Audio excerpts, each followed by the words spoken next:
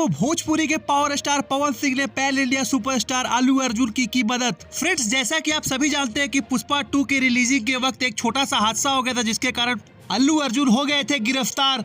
पर भैया, पवन सिंह के स्टारडम से कौन वंचित नहीं है। पवन सिंह ने वहां के आईपीएस से बात कर अल्लू अर्जुन की कराई रिहाई। जी हाँ दोस्तों, बहुत से लोगों को यह न्यूज मजाक लगेगा, लेकिन यह बात सच है, क्योंकि जब पुष्पा 2 के ट्रेलर लॉन्च गांधी मैदान में हुआ था तो पावर स्टार पवन सिंह को भी इन्विटेशन गया था।